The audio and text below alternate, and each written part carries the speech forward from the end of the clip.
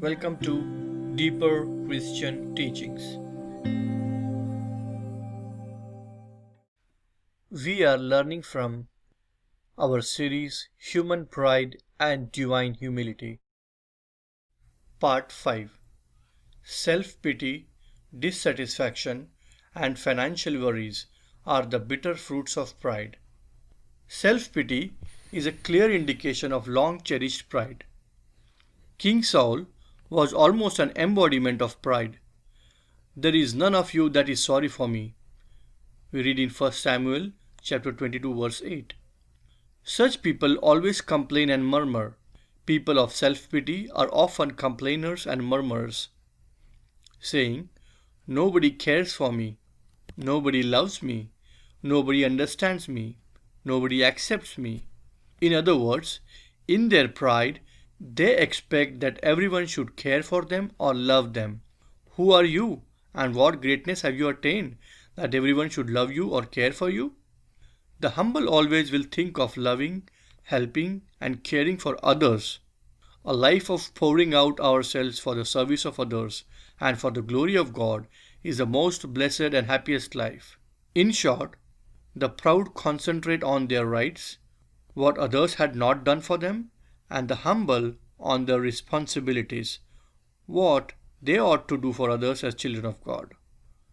In other words, the proud are self-conscious and the humble are God-conscious. Pride is the cause of greed and dissatisfaction. Nothing is good enough for me. I deserve more and more and more.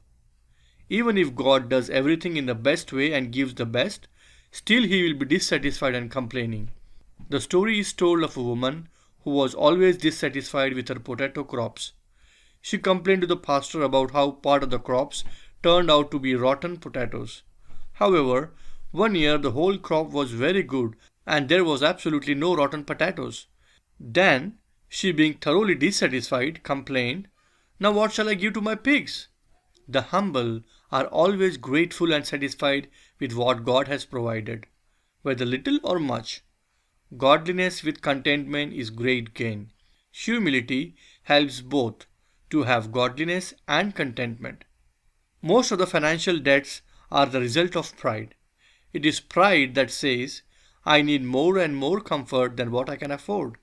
I deserve more luxuries than what God has provided for me." As if God is unfaithful and uncaring and not the faithful provider. If the love of money is the root of all evil, then the pride is the seed of all evil, as we know that the root comes from the seed. The humble live simple. The humble have no financial burden or worry. Humility and faith are perfectly linked or connected.